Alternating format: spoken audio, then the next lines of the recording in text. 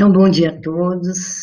Novamente é um prazer estar aqui com todos vocês. Espero que eu consiga transmitir da melhor forma possível e de uma maneira assim que seja prática e objetiva, para que todos possam ganhar um pouco mais de conhecimento nessa área que nós vamos abordar.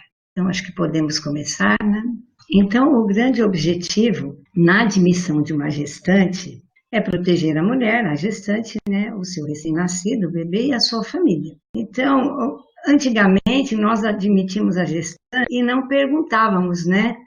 Está com tosse, teve febre, dor de garganta, perda de paladar, né? Perda de olfato, diarreia. Hoje é obrigatório que a gente faça essa triagem antes de qualquer coisa, para que a gente possa admitir essa gestante já com a triagem feita para a Covid-19. Então, vamos abordar, essa aula é resumida, bem resumida, né? Porque nós vamos abordar outros temas depois e responder aos questionamentos. Então, nós vamos começar abordando o pré-natal. Então, como que deve ser esse pré-natal, né? O que muda nesse acompanhamento do pré-natal, por exemplo, numa unidade básica de saúde? Então, a gestante deve ser orientada que ela deve fazer isolamento social, né? Não se colocar em risco. Abortamentos a gente não tem assim uma estatística relevante, nem mesmo um relato de casos. Ainda bem. A preocupação com as infecções deve continuar, certo? Por exemplo, e outras preocupações como as questões de pré-eclâmpsia, prematuridade do parto, né, infecções do trato urinário e outros tipos de infecção. Então, nós não devemos abandonar os outros sintomas que são muito comuns na gravidez para focar somente no Covid-19. Não devemos submeter a gestante a um exagero de exames, porque isso significa que ela tem que ir e voltar para consulta, para exames. A gente deve equacionar isso de uma forma mais racional, para evitar a exposição dessa gestante ao risco. E, se possível, marcar as consultas e os exames numa mesma data, para evitar essa movimentação e aumentar o fator de risco para a contaminação, certo? Agora, o que a gente deve entender é que a atenção está voltada para o terceiro trimestre da gravidez, certo? Em outras ocasiões, em outras patologias, né? Vamos dar exemplo em Zika vírus. A atenção está voltada ao primeiro trimestre da gravidez. Então, aqui é o contrário. Terceiro trimestre da gravidez é a época, é a situação mais preocupante. Então, como é que a gente faria isso com a redução de profissionais, com a falta de estrutura que nós temos nas unidades básicas, devido ao Covid também? Já tínhamos antes e agora esse processo ficou ainda mais comprometido, né? Se nós não podemos ter profissionais suficientes para um atendimento presencial, nós podemos utilizar as teleconsultas, podemos utilizar o WhatsApp na chamada por vídeo. O que nós não podemos é perder o contato com essa gestante. Porque imagina, ela sabe que a qualquer momento ela vai ter que ser abordada no hospital e ela tem medo de se contaminar. E ela sente uma certa insegurança, porque ela ouve pela televisão, por todos os noticiários, que as pessoas estão morrendo. Então é preciso dar um suporte emocional, um suporte de segmento para essa gestante. Ela não pode simplesmente ficar em casa, em quarentena e não ter atendimento. E para as gestantes sintomáticas, né, nós devemos manter a vigilância sobre a vitalidade do feto, sobre o crescimento fetal. Por isso que nós não podemos relaxar, não podemos perder o contato. Tem que ser monitorado esse crescimento fetal. Ainda voltando um pouco ao pré-natal, nós devemos separar essa gestante, né? Separar, no pré-natal, é melhor que se tenha horários diferentes ou salas diferentes, de acordo com o que for possível, de acordo com a planta física. Não devemos misturar, né, atender ao mesmo tempo, ter o mesmo fluxo de gestantes assintomáticas, que aparentemente não têm a doença, com aquelas que são sintomáticas e podem apresentar Covid ou no momento da consulta que vai ser colhido o exame ou após isso. Então, é necessário uma triagem. É por isso, naquela pergunta, você teve tosse? Você teve febre? Você tem perda de olfato? Você tem algum sintoma que lembra a Covid? Para que a gente faça essa separação logo no início. Vamos falar, então, da gestação. Olha lá, exatamente isso. O serviço deve ser organizado para atender, ao mesmo tempo, os dois tipos de gestação. A de risco habitual, que nós podemos usar chamada de vídeos, teleconsultas, mas nós não devemos espaçar muito tempo essa consulta. Devemos espaçar, mas não deixar de acompanhar. E as gestantes de alto risco, né? Que precisam de um acompanhamento mais frequente, de uma monitorização materno-fetal mais presente. Então, uma pergunta, né? Muito comum. Será que a Covid-19 pode aumentar o risco de complicações na gestação? Com certeza. Então, como que a gente deve fazer esse manejo dessas gestantes sintomáticas nos estabelecimentos de saúde?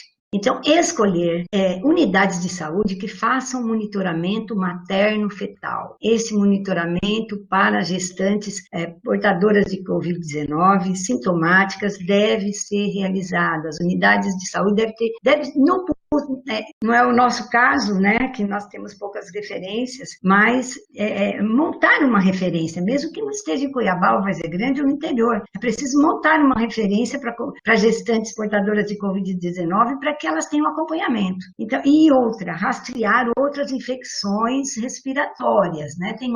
Tem mais de 21 vírus respiratórios que causam os mesmos sintoma de gripe. Então, e deve-se tratar esses sintomas de gripe, sim, não deve-se esperar um teste diagnóstico, não, tem que tratar a síndrome gripal. E se houver suspeita, né, clínica, se instituir um tratamento imediato, direcionado já para cada caso. Cada caso é um caso. As gestantes, elas, como os adultos também, as pessoas, elas respondem de uma forma muito particular, né? A gente tem uma média de como deve ser feito, né, de uma conduta, uma proposta, né, de protocolo, mas muitas vezes foge a isso. As gestantes que são profissionais de saúde devem ser afastadas. Não adianta querer submeter essas gestantes a fatores de risco como o hospital nesse momento. Qualquer hospital, qualquer pronto atendimento nesse momento, o que tem é Covid-19. Então, pode essa gestante em teletrabalho, ela também pode ser muito útil, ela pode ajustar nas teleconsultas, nas chamadas de vídeo, tem ocupação para todos os profissionais de saúde nesse momento. Bom, como que é esse quadro clínico, então, né, dessas gestantes? Bom, é semelhante ao quadro clínico de não gestantes ou de adultos normais, né? Então, aproximadamente 5% delas vão complicar e evoluir para casos graves. Com os sintomas mais prevalentes, de maior incidência, ou seja, são febre e tosse. E muitas um grande número apresentaram alterações na tomografia de tórax, com comprometimento do pulmão já.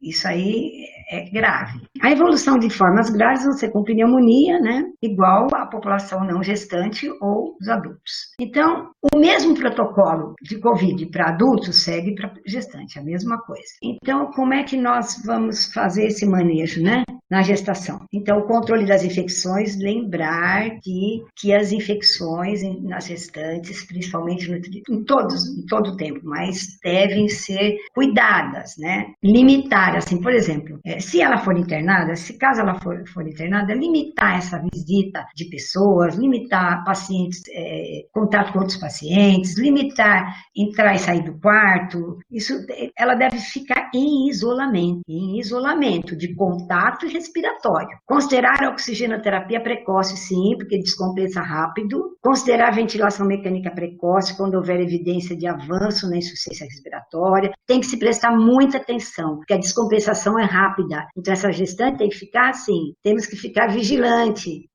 na mudança de sintomas. Na piorou clinicamente, tomar cuidado, assistir essa respiração. Prevenção contra a sobrecarga de fluidos, utilizar fluidos intravenosos de maneira conservadora, né, para não gerar instabilidade cardiovascular e porque também é uma porta de entrada. Controle empírico de antibióticos, não dá tempo de se fazer isolamento de bactéria, antibiograma, tem que entrar com antibiótico empírico, mesmo porque as maternidades, os hospitais já devem ter um protocolo para primeira escolha, segunda escolha, né? Esses protocolos têm que ser utilizados. Então, na verdade, o que as maternidades deveriam ter é um protocolo de fatores de risco já para sintomas respiratórios, que são os mais preocupantes. Então, como que nós devemos como que a gente pode evitar essa morte materna, né? Não focar somente na infecção por Covid-19.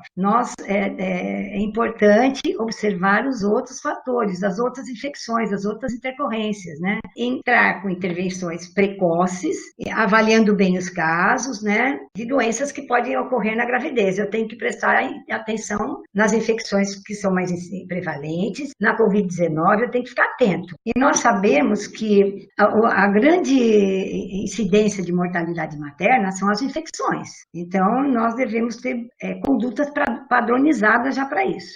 Com a experiência que se teve em outras infecções por coronavírus, né, na síndrome respiratória aguda, e da SARS e na MERS, que é a síndrome respiratória aguda do Oriente Médio, nós podemos verificar que não houve alterações placentárias, né? Mas tiveram restrições do crescimento fetal. Então, isso tem que ser acompanhado, certo? Se houver disponibilidade, é prudente fazer uma ultrassonografia morfológica no segundo trimestre, certo?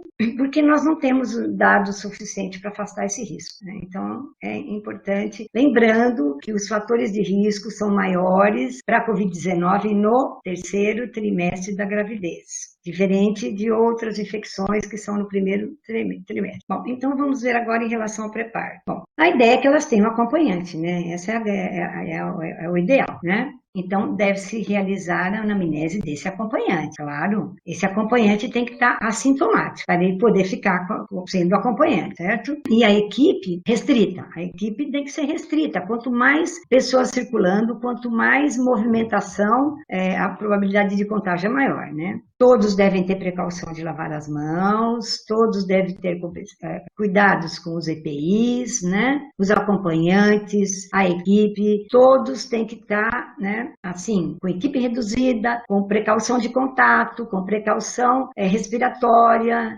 olhar, fazer a anamnese do acompanhante. Bom, a gente olha aí que pai não é visita. Sim, pai não é visita, mas se o pai for sintomático, tem que se trocar de acompanhante, infelizmente, né?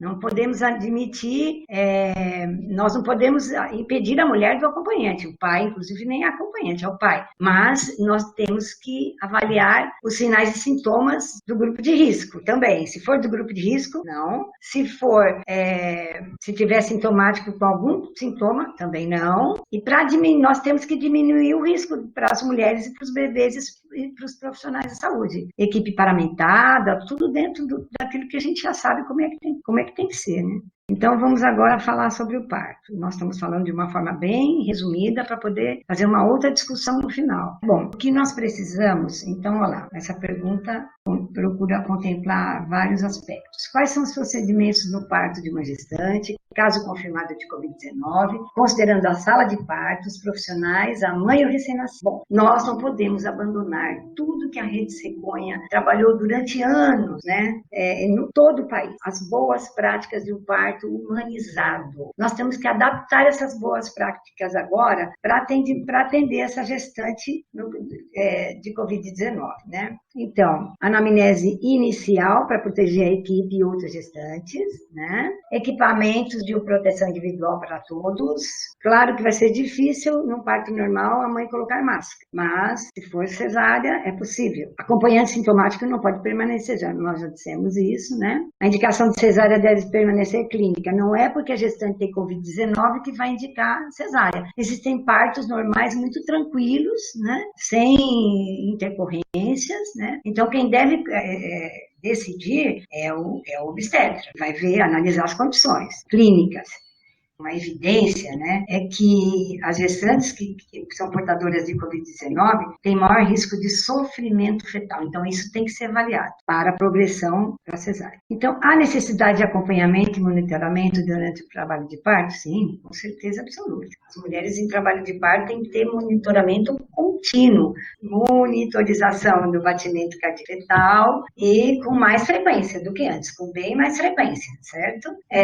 Não está presente, uma coisa importante, pelo menos isso, né? Não se conseguiu isolar. Isolar significa cultivar, cultura de tecido, né? Cultivar o vírus em células, em tecido mesmo, não houve crescimento, portanto não houve isolamento de coronavírus SARS-2 em sangue de cordão. Então isso significa que mesmo em partes cesáreas, tanto partes normais como partes cesáreas, né? Então, o clampeamento desse cordão pode ser oportuno e pode ser realizado quando for indicado como era antes, nas boas práticas, né? Não precisa se alterar isso porque não há presença de vírus no sangue do cordão umbilical, certeza, não há. E também parece improvável, até agora não temos nenhum caso de transmissão vertical, certo? Não há nenhum caso de transmissão vertical, mesmo do Covid, desse SARS-CoV-2, como do outro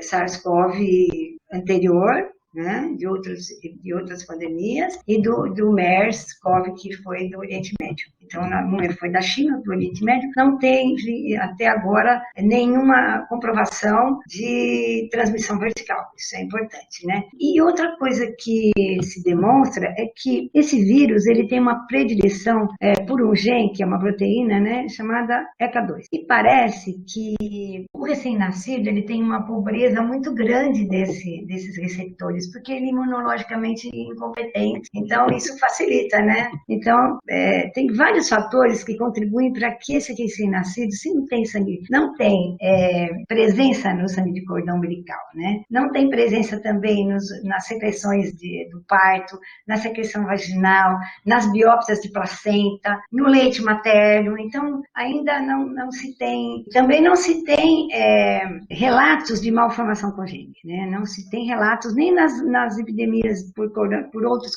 coronavírus, nem nessa atual. Isso é muito bom, né? Então, não houve relato até agora de RNs com malformação. Isso é importante, muito bom, né? Pelo menos um consolo, né? Então, quais são os fatores de risco na sala de parto? Presença de equipe mínima, capacitada para atuar com quantidade suficiente de EPIs, né? A paramentação adequada.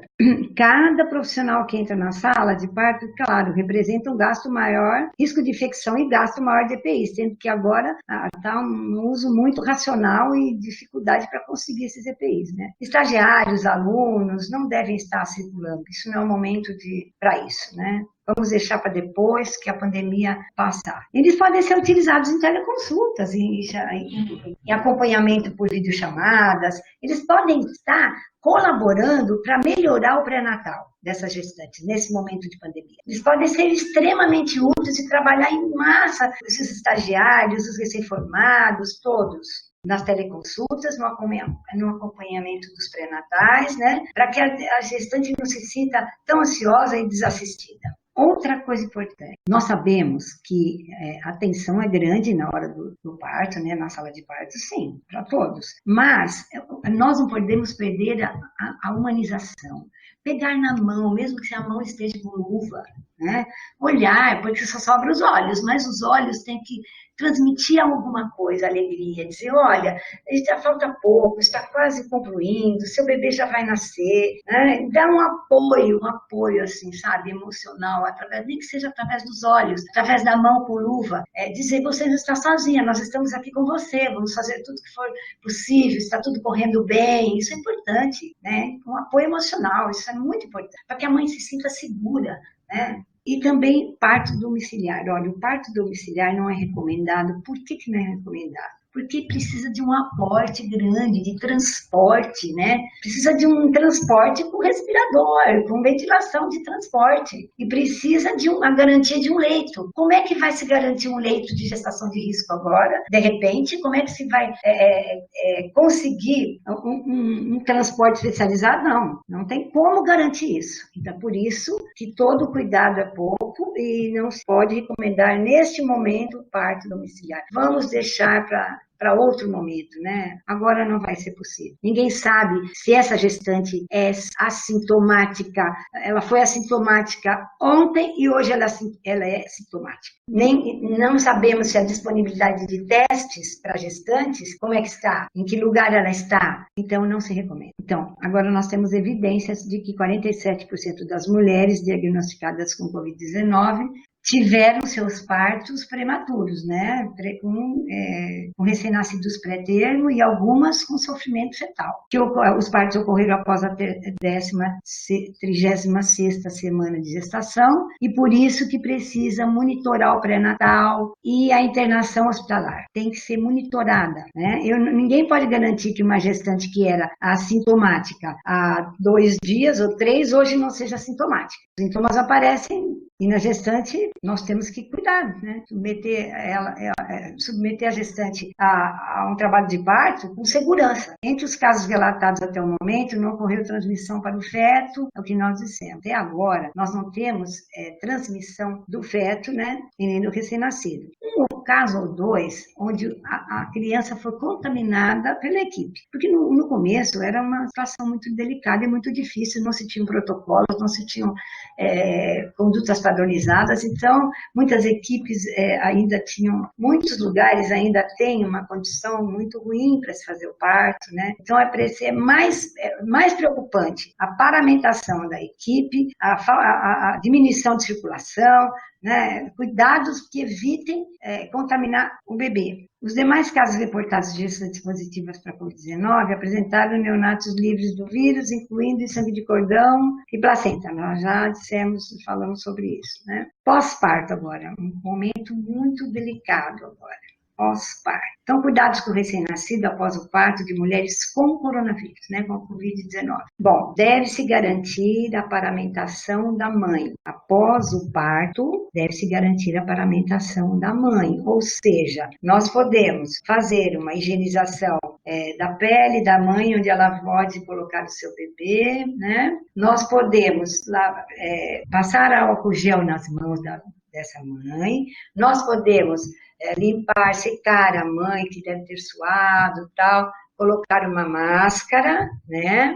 E podemos indicar esse contato pele a pele. Por quê? Porque não há relato de presença de vírus nas secreções vaginais, nas secreções do parto, no sangue de cordão, nos restos de placenta. Não há relatos, isso já foi cultivado na tentativa de isolamento desse vírus, né? E não foi encontrado. Só que não se pode indicar o parto em banheiras, né? Nós não sabemos ainda sobre essa infectividade de vírus presentes nas fezes. Nós sabemos algumas coisas já, mas não devemos arriscar, né? Todo cuidado é pouco. Bom, então vamos repetir. Uma mãe infectada com Covid-19 transmite para o filho na hora do parto? Não, a mãe não transmite, né? Não há comprovação para transmissão vertical, vamos repetir de novo, já foram testes moleculares, já foi cultivado esse material todo, não há como o bebê se contaminar, não há transmissão vertical e nem não há essa possibilidade comprovado cientificamente, tá? E as evidências também comprovam. Recentemente, estudos encontraram IgG em alguns fetos, bom, em alguns, muito poucos, talvez 2 ou 3. No universo de bilhares, isso não é relevante e a gente ainda não podemos estudar isso. Mais tarde vai se conseguir entender isso. E ainda tem uma variedade de estudos muito grande para ser conduzido, né? Então, em caso de parto normal, o RN é entregue à mãe ou é separado se a mesma estiver infectada? Não, no parto vaginal, o bebê não é entregue imediatamente para a mãe, né? Ao sair do canal de parto, o bebê deve ser encaminhado para o berço aquecido, o RN deve ser limpo e seco, entregue à mãe devidamente higienizada e paramentada. E o Ministério da Saúde recomenda o contato pele a pele. É só preciso ter calma, cuidado, né? Isso é um cuidado, certo? É uma adaptação feita agora. Então, vamos lá. O bebê vai para o berço aquecido, certo? Depois ele é limpo, seco, a mãe higienizada as mãos, a pele, né? Paramentada com máscara, e ela pode ter o contato pele a pele, sim. E, bom, se o RN apresentar anormalidades, aí vai seguir o protocolo da Sociedade Brasileira de Pediatria para reanimação neonatal, em uma outra situação. Quais os cuidados no puerpério que as mães com suspeita de Covid devem ter para não contaminar o seu filho no hospital? Isso é importante, isso é muito importante. Então, o bebê deve ficar com a mãe no quarto em alojamento conjunto, certo? Ela precisa usar máscara na amamentação, e se ela tossir, a máscara deve ser trocada, né? De 2 em 2 horas. Se ela, porventura, colocar a mão, ela tem que prestar atenção na higienização das mãos, a máscara adequada, né? Ela pode amamentar o seu bebê. A amamentação deve ser incentivada, mesmo porque o leite materno já foi cultivado, ele já não se isolou vírus no leite materno, né? Em todas as secreções da mãe, não há contaminação de vírus, por comprovação científica, né? Tem inúmeros trabalhos que falam isso. E se a mãe não se sentir segura, ela pode ordenar, claro, paramentada, né? Com a mão com luvas, ou com lavada com água e sabão, passar álcool gel, e ela pode ordenhar esse leite e dar para uma outra pessoa amamentar esse neném. Não há por que jogar esse leite, porque não tem contaminação. Bom, e o berço e a cama devem estar a 1 metro de distância no hospital ou na própria residência da mãe. O puerpério é um momento em que precisa se redobrar o cuidado, sim. A alta precoce não é indicada. Muitas mães descompensaram no puerpério, né? No final do trabalho de parto ou no puerpério imediato.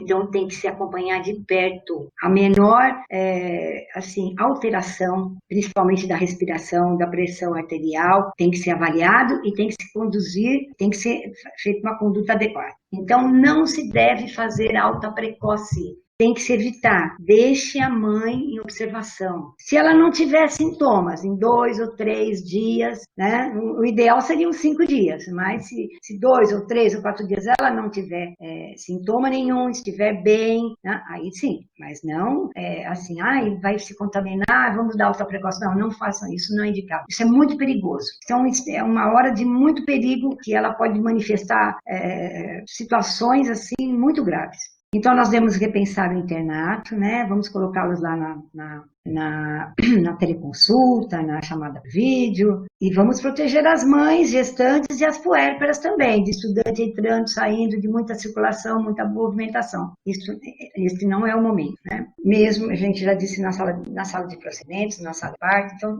nós temos que restringir a movimentação nesse momento. Mortalidade materna, aqui fica uma observação muito, muito triste, né? Porque nós não tivemos essas mortes, essa mortalidade em outros países, né? Essa é uma especificidade do Brasil. Então, a nossa opinião e a opinião de todos os outros obstetras, e pediatras, clínicos e pessoas que estão em contato direto com essa situação, né? É porque demora-se muito na acessibilidade. O acesso está complicado, né? O acesso às UPAs, às unidades básicas, o acesso a leitos, o acesso à internação, o acesso a tudo está muito bom. Então, provavelmente, isso seja uma especificidade do nosso país e que nós temos que trabalhar nisso. Isso é um indicador para que nós possamos melhorar o nosso pré-natal, nós temos que melhorar a nossa acessibilidade. Por quê? Porque as gestantes descompensam, né? Na hora de trabalho de parto. Então, nós temos que garantir a acessibilidade e parece que isso está muito complicado. A nossa rede parece que ela está em colapso mesmo, nessa altura do campeonato, ela está em colapso. Então, provavelmente, né, seja essa a causa de mortalidade materna especificamente no nosso país e não em outros países. Bom, agora nós aproveitamos para fazer um apanhado assim rápido sobre as alterações laboratoriais para pacientes com Covid-19, porque até agora nós temos assim muito pouca informação e informações confusas. Esses informes são para qualquer tipo de paciente, tá? Mesmo porque a gestante, a puérpera, a condição da gestação não muda o risco, que é 5% para toda a população. Os riscos são de 5% para gestante ou não gestante e para adultos de qualquer sexo. Então, olha lá, os exames, eles têm alguns objetivos, né? Na vigilância epidemiológica, seria importante fazer o PCR, certo? Colher o PCR e também para o diagnóstico também, né? Mas a vigilância poderia estar fazendo a sorologia para anticorpos e também o PCR em tempo real, que é o teste, né, que vai identificar a presença do RNA viral, né? Coronavírus é um vírus RNA, então esse é o teste ouro. Então isso deveria também estar sendo feito pela vigilância epidemiológica. de todos os pacientes, né? Infecção, diagnóstico, então é o PCR em tempo real. Por quê? Porque eu não vou procurar indiretamente uma resposta imunológica, eu vou procurar a presença desse RNA viral, coronavírus, especificamente desse SARS-CoV-2. Esse é o diagnóstico. Doença, bom, a pessoa já está com a doença, né? Então aí eu vou monitorar. Né? Vários testes laboratoriais que nós vamos ver, que não é só, nós não fazemos só esses exames, nós temos que monitorar o paciente com muitos exames. A recuperação, aí a vigilância epidemiológica deveria entrar também, fazer sorologia para anticorpos, IgG, IgM, né, os anticorpos presentes na SARS-CoV-2. Então, o papel da vigilância é o papel de quem trata a infecção é outro, mas tem que andar em conjunto, isso tem que ser feito em conjunto. Então, olha, essa tabela é complicada, eu deixei ela aí para todo mundo ir raciocinando aqui junto comigo. Então, segundo as fases, então vamos explicar como é que esse vírus, vamos dizer assim, vamos explicar de uma forma assim, bem prática e objetiva, com palavras simples, né? Então, ele vai se instalar onde? Na nasofaringe, né? Na nasofaringe, e esse é um lugar de predileção desse vírus, que é um vírus respiratório, certo? Então, a partir dos primeiros sintomas, né? Então, a replicação vai viral na naso ou na orofaringe. Primeiro, olha, vamos falar só um dado de coleta importante aqui. É uma hastezinha de metal com na ponta tem um swab de rayon, não é esse swab de algodão. Tem que ser colocado profundamente na nasofaringe, tem que ser rodado 3 vezes para a direita, 3 vezes para a esquerda em cada narina. Isso vai dar um desconforto grande. Então, veja bem, foi rapidinho para colher e nem doeu. Pode ser que essa coleta não tenha sido bem feita, porque é desconfortante, tem pacientes que sentem náusea, não é uma coisa confortável, não. Então, e por quê? Porque tem erros de coleta. E isso implica em quantidade muito pequena de vírus que não se consegue detectar, tá? Então, a referência sempre perguntar qual foi o dia que começou o sintoma. O primeiro dia de sintoma, dos sintomas, é extremamente importante para se saber o que fazer a cada teste que vai ser aplicado de acordo com a sintomática, de quantos dias essa doença está em curso. Então, existe a fase pré-sintomática. Então, a fase pré-sintomática, esse vírus é transmitível, ele é transmitido. Existe contágio das pessoas que estão compartilhando com essa pessoa, seja no trabalho, seja em casa, seja onde for, né? Então, é até o 3º dia, em média. O que nós vamos falar aqui é a média desses tempos que nós vamos apresentar. Claro que existem variações. Claro, é uma doença, assim, até certo ponto, pouco conhecida, né? Então, isso é a média, é o pico. O pico sempre se considera a incidência maior. Depois disso, ocorre o quê? A replicação viral e a transmissibilidade ativa. A transmissibilidade, ela está ativa, né? Tanto na fase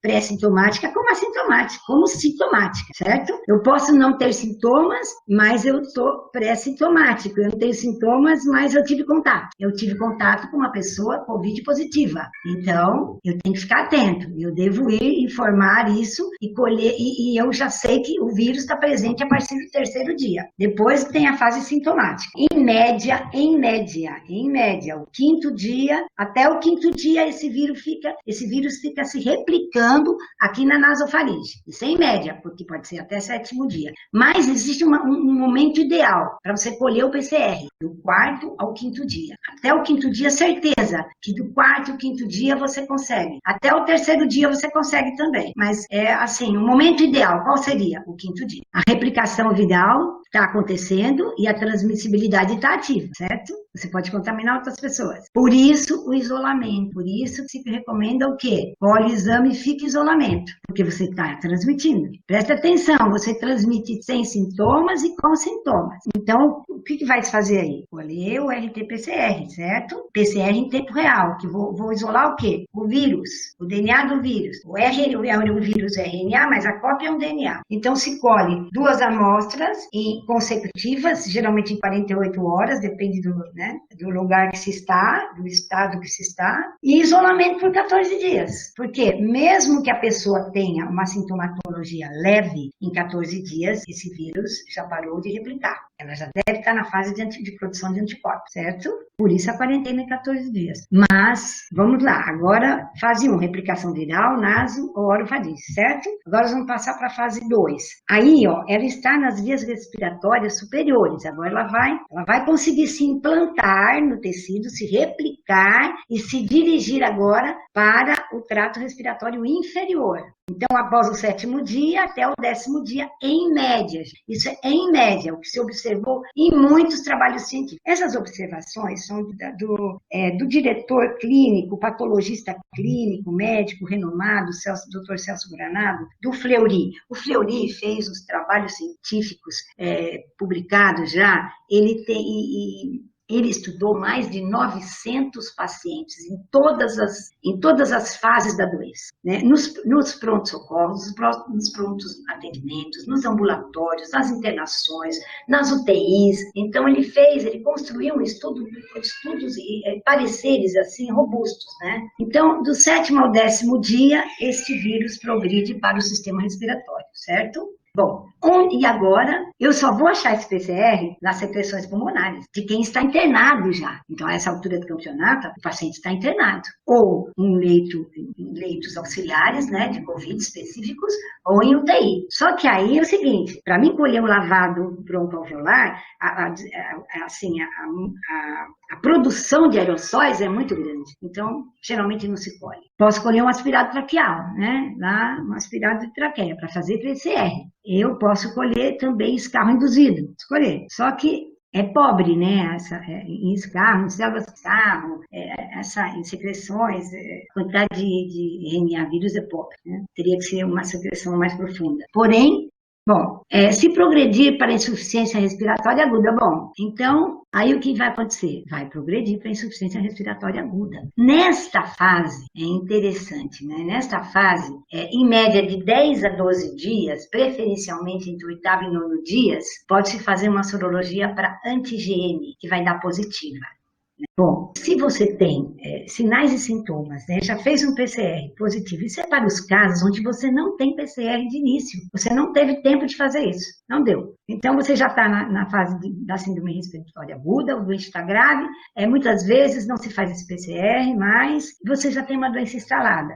Eles fizeram a sorologia para anti-IgM, que anti-IgM é um anticorpo presente sempre na fase aguda das doenças.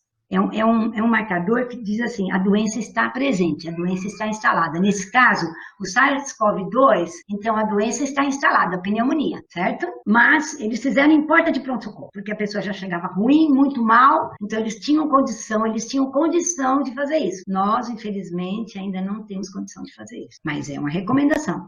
Nós falamos da fase 1, né, dos que tiveram sintomas leves, nós falamos daqueles que complicaram, né, que se deve fazer. Agora nós vamos falar da presença de anticorpos IgG nas amostras de sangue. Então, olha lá, o que pode acontecer? Eu posso ter uma fase 1 com cura, certo? Né? Eu tenho uma fase 1 com cura, os sintomas foram leves, foram imperceptíveis, e a pessoa fez 14 dias de quarentena, ficou em isolamento, beleza, tudo ótimo, maravilhoso.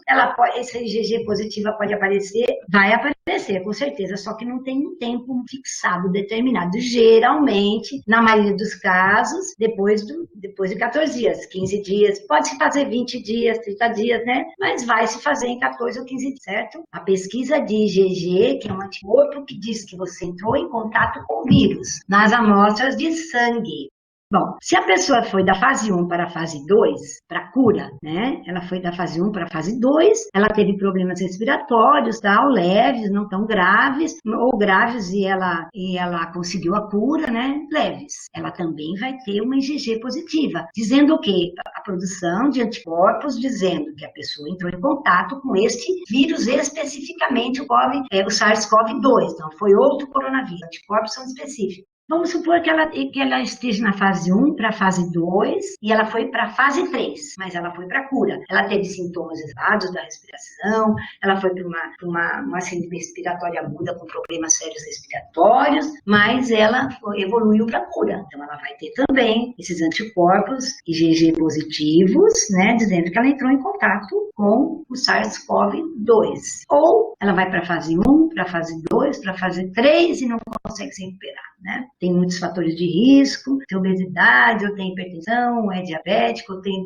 outras comorbidades. Agora vamos ver qual é o significado desses anticorpos, que olha só. Então, a sorologia para anticorpos IgG significa que houve contato com o vírus, pode aparecer em média após os 14 dias dos sintomas iniciais, razão da recomendação da quarentena. Por isso que se fala, ó, depois de 15 dias, não tem mais replicação viral e apareceu um anticorpo dizendo que a pessoa entrou em contato com este vírus, SARS-CoV-2. Pode perdurar em média 60 dias, pode perdurar em média, né? Em média, nós não temos essa precisão, porque até hoje você teria que se seguir mais essa doença, e nós temos o quê? Março, abril, maio, junho, só temos 4 meses. Então, que se começou a dosar esses anticorpos em diferentes tipos de evolução dessa doença, não faz tanto tempo assim.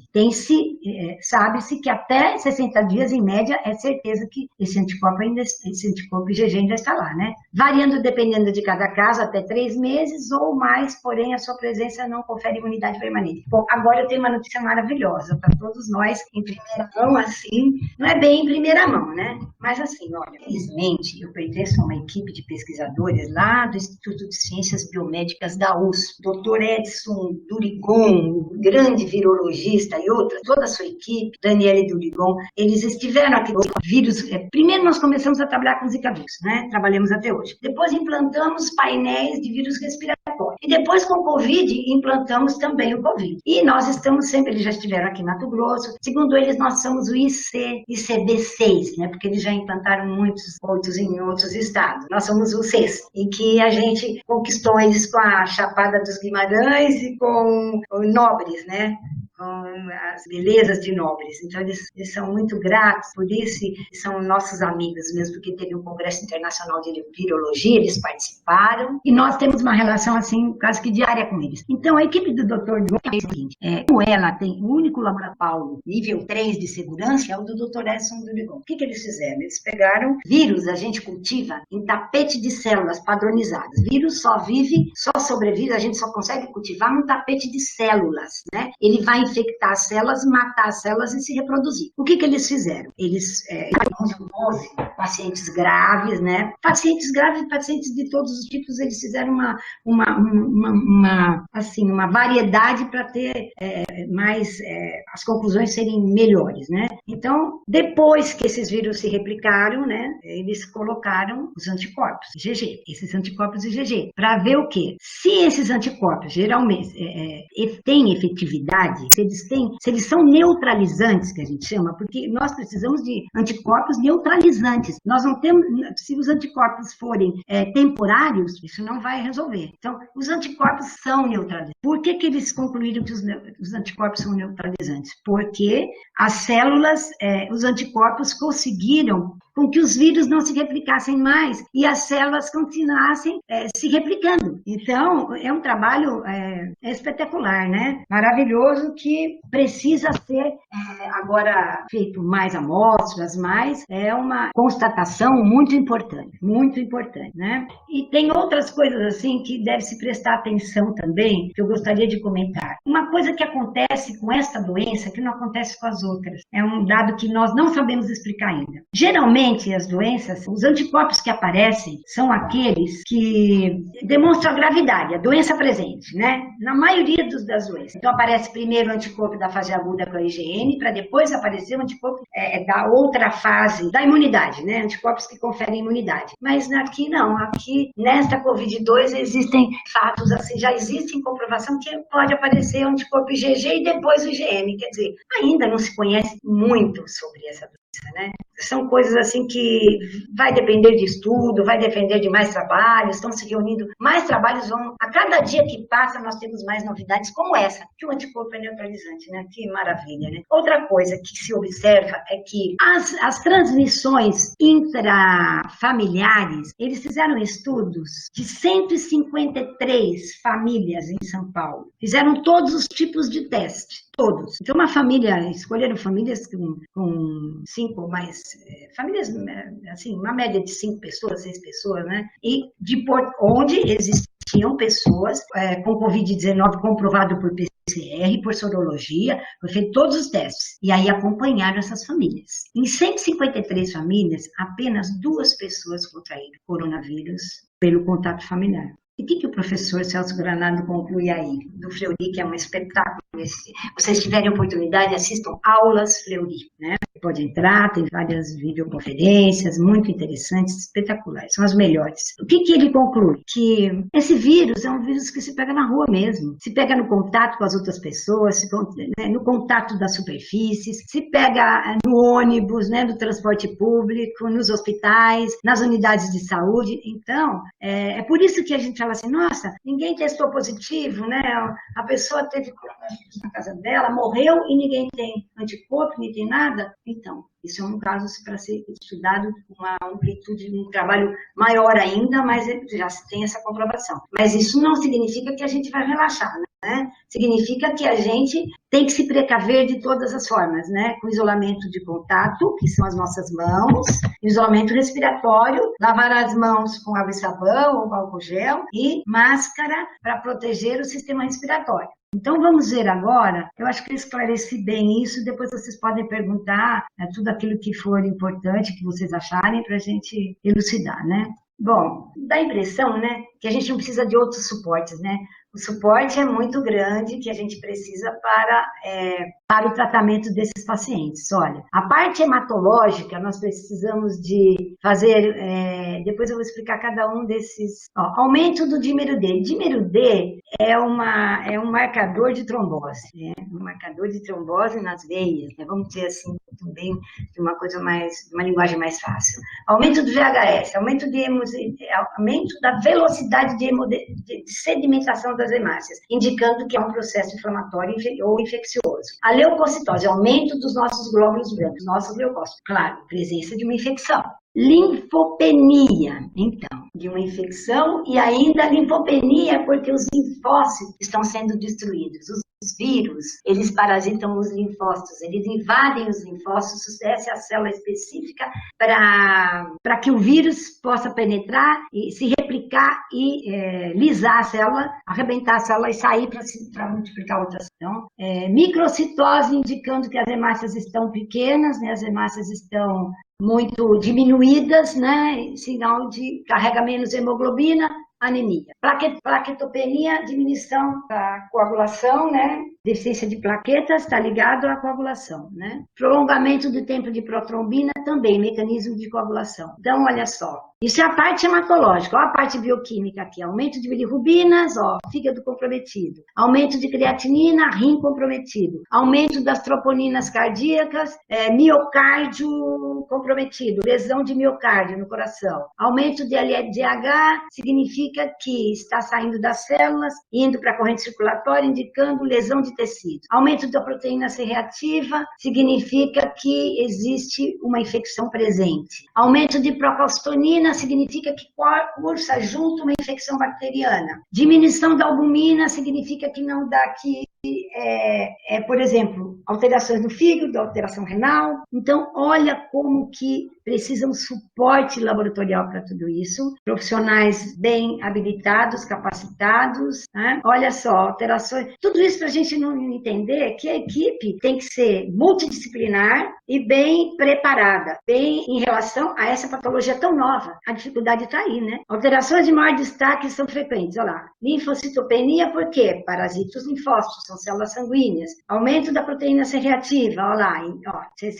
quase 61% dos casos, que é uma proteína que indica que há infecção, que há inflamação. Aumento da desidrogenase láctica, indicando que a lesão de tecidos, em 41%. Aumento do dímero D, 43%. Existe coagulação, a coagulação não está perfeita, existe trombo, sinais de tromboembolia, de trombose, de coágulos. Aumento das transaminases, AST e ALT, são transaminases. Então, complicação da função hepática, essas duas enzimas. Aumento da velocidade de sedimentação dos eritrócitos, indicando que há infecção presente, há infecção, inflamação presente. Diminuição da concentração sérica de albumina, comprometimento do fígado, do rim. Então, olha como é complexo tudo isso. E aí também, olha só, aí a gente já fala sobre, novamente, a linfocitopenia, que é a diminuição da resposta imunológica ao vírus, porque os os vírus os linfócitos que respondem na imunidade celular estão sendo atacados, a trombocitopenia, que é a diminuição das plaquetas, a leucocitose, a neutrofilia, indicando que existe uma infecção bacteriana presente, o aumento da desidrogenase láctea, dizendo que é a lesão pulmonar ou lesão de outros órgãos, as enzimas AST, ALT, a gente chama de TGO, TGP, as enzimas hepáticas, lesão do fígado, lesão de outros órgãos, o aumento do dímero D, ativação da coagulação, sugerindo uma coagulação intravascular disseminada e diminuição da albumina sérica, comprometimento do fígado e do rim também. Então, olha como é grave tudo isso. Como é grave todo esse prognóstico, né? Essas são as fontes que Eu gostaria só de explicar uma coisa para vocês, que aqueles que têm uma imunidade celular, quando são contaminados, quando os vírus começam a se instalar na nasofaringe, tem pacientes que têm imunidade celular bem desenvolvida, tá? Então, o que acontece? Não progride, os sintomas são leves, ele quase não progride, né? A sintomatologia leve, depois de 15 dias apresenta lá a IgG positiva, certo? Sem ser internado, ficou em casa, não teve sintomas mais graves, tá? Muito bem. Ele tem uma imunidade celular, à custa de células, principalmente os linfócitos, que são onde os vírus têm condição de penetrar, replicar e destruir as células e replicar e invadir novas células assim que se dá a replicação, tá? Aqueles pacientes que têm essa imunidade celular mais empobrecida ou uma concentração ou seja, uma quantidade, vamos dizer assim, uma quantidade menor, né, desses linfócitos, dessa resposta imunológica celular, geralmente progridem para as vias respiratórias inferiores, porque vai ser ativado aí a imunidade humoral, que nós chamamos, ou seja, a produção de anticorpos da classe IgA também, IgM e IgG, de acordo com as fases da doença. Só que tem um detalhe, estes que tiveram sintomatologia leve e não progrediram, né? Os sintomas não precisaram de internação, nada disso, ficaram bons, ótimos, tal, ficaram em quarentena, ótimo. Tem um IgG positiva em níveis bem pequenos, em níveis menores. Não é que não tenham, mas os níveis são menores. O título desses anticorpos, a quantidade, a concentração é menor. A que passam pela fase aguda da doença, eles têm um título maior, porque a produção foi muito grande, o organismo respondeu na produção de anticorpos, e com a ajuda de medicamentos e tal, mas foi por conta das reações da produção de anticorpos. Então, eles têm um nível mais alto, títulos mais altos desse anticorpo IgG positivo. Mas os outros também têm, nível menor, né? Mas isto não justifica para que a gente não faça isolamento, para que a gente não tome os cuidados necessários, para que a gente relaxe, né? Então, que a gente não conhece o comportamento dessa doença. Então, as informações que foram contidas nessa ação, elas podem ser modificadas a cada momento, né? A semana passada eu achava que esse anticorpo não era neutralizante, que ele era só que entramos em contato com o vírus. Então, hoje a gente já sabe que não, que as pesquisas recentes, feitas lá pela UNCB da USP,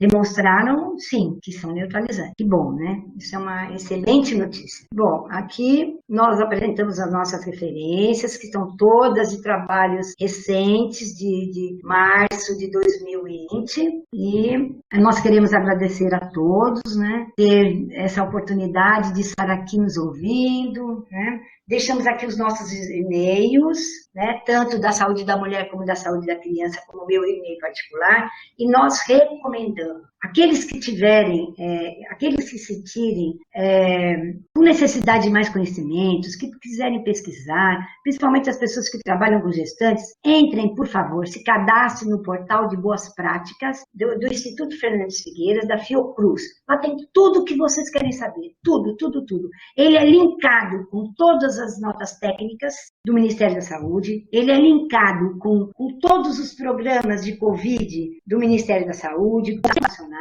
Então, esse portal de boas práticas realmente é um portal que abre, assim, um conhecimento para tudo relativo à mulher, a esses cuidados que nós apresentamos, materno e infantil. Mas como materno nas gestantes tem o mesmo comportamento que os adultos, serve para... Então, eu gostaria que vocês se cadastrassem, para que vocês tivessem a oportunidade de ampliar o conhecimento de vocês. Então, agora nós finalizamos a nossa apresentação e podemos estar abertos para as perguntas, né?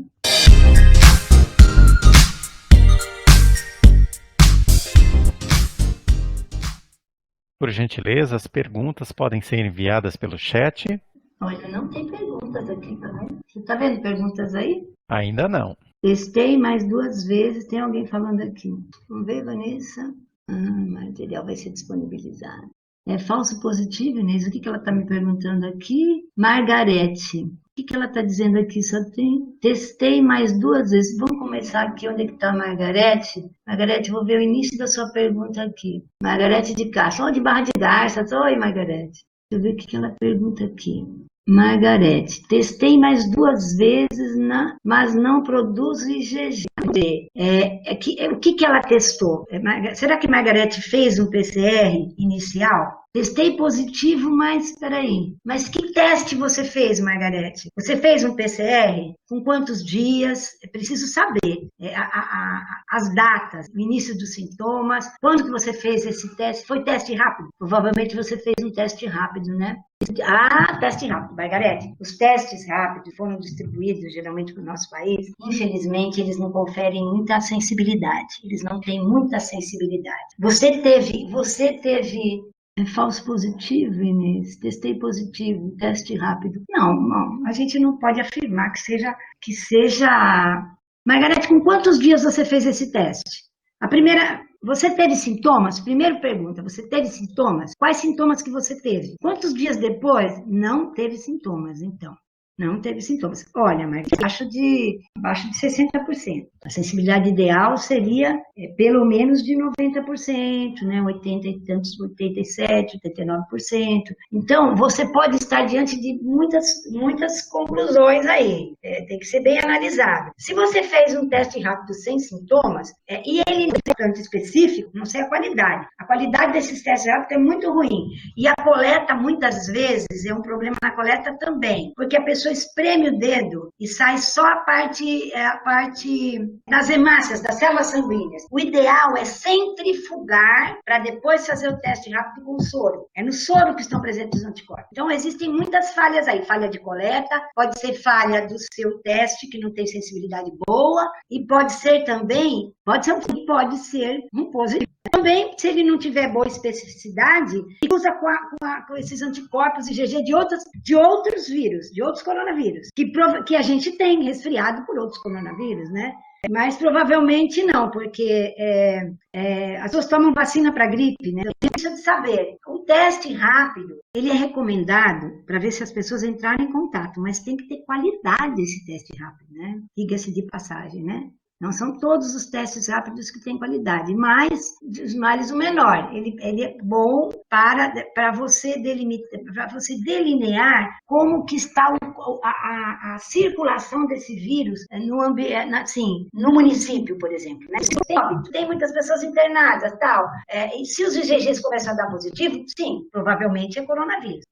Provavelmente esse IgG vai dar positivo, mas difere o aparecimento do IgG, difere de pessoa para pessoa, difere bastante.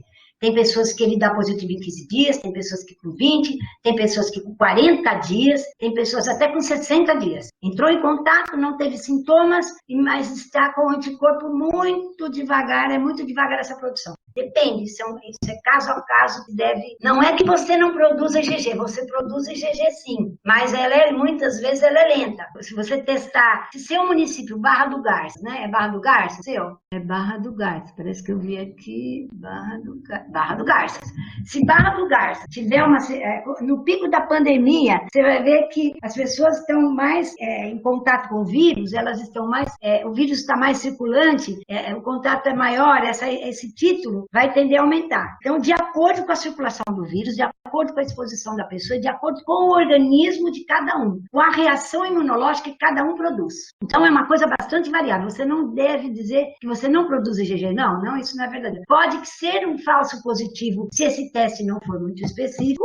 O seguinte, não se exponha, use máscara, use precauções de contato, lave as mãos, passe álcool gel, não se exponha sem necessidade. Só que não é aquela situação, fique em casa e morra em casa. Não. A qualquer sintoma, procure uma unidade de saúde. Se você tiver qualquer sintoma, procure uma unidade de saúde. Ou procure, se tiver oportunidade, procure um médico, peça para ele fazer os exames, mas lembre-se do dia inicial dos sintomas. É sempre a partir daquele dia, tá? Você tem vírus na nasofaringe, certo? Quinto dia, você tem uma quantidade maior e já deve ter sintomas. A partir de seus sintomas progredirem para insuficiência respiratória aguda, dificilmente você vai achar no PCR, só se for feito lá, de secreções respiratórias do pulmão, né? Você vai estar internado, então aí não adianta fazer PCR mais, você sabe que a doença está instalada, né? E vai aparecer lá depois que a pessoa se cura. Muito boa celular,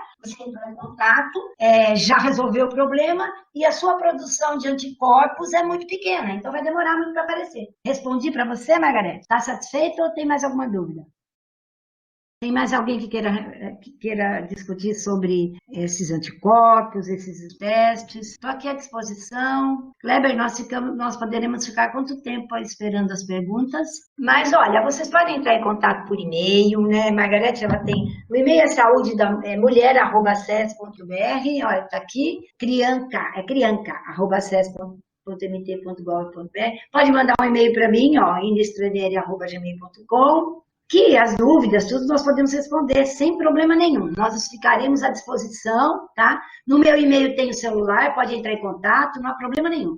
Aqueles que quiserem entrar em contato, podem entrar em contato. Nós respondemos as dúvidas, nós não temos nenhuma restrição em responder dúvidas pelo celular, pelo e-mail, dar mais orientações. E nós queremos agradecer mais uma vez essa oportunidade, né? De estarmos aqui contribuindo, né?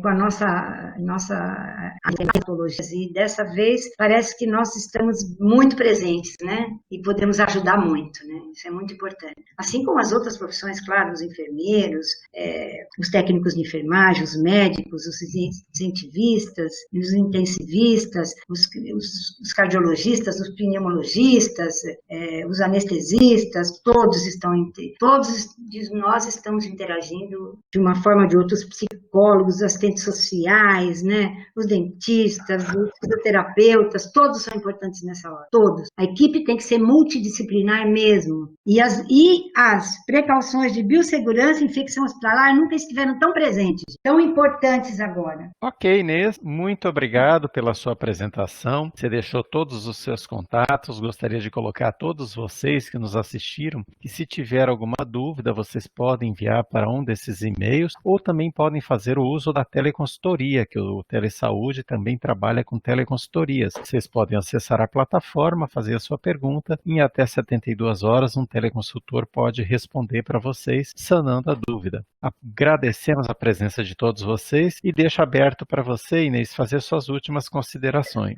Então, eu gostaria de agradecer a oportunidade, né? São 2 oportunidades que me foram dadas, eu agradeço muito, porque nós temos a oportunidade de repassar um pequeno conhecimento que nós temos ainda a respeito desta patologia tão severa, né? Que nos causa tanto sofrimento e tanta da nossa população, do nosso estado. Todos nós estamos muito preocupados com a condição do nosso estado, mas olha, pessoal, vamos cooperar, né? Vamos cooperar. Quanto menos circulação nas ruas, né? Lembrem-se do trabalho, que já foi até publicado, intra-hospitalar público, nos estabelecimentos comerciais onde não há necessidade, né? Aqueles que nós não temos necessidade de ir, vamos sair de casa se for necessário, vamos comprar remédio, vamos comprar comida, mas vamos deixar de circular, vamos deixar de fazer festa, vamos deixar de cuidarmos dos nossos entes queridos e cooperarmos com a cidade para que ela tenha uma menor circulação desse vírus, que a gente possa cooperar para que ele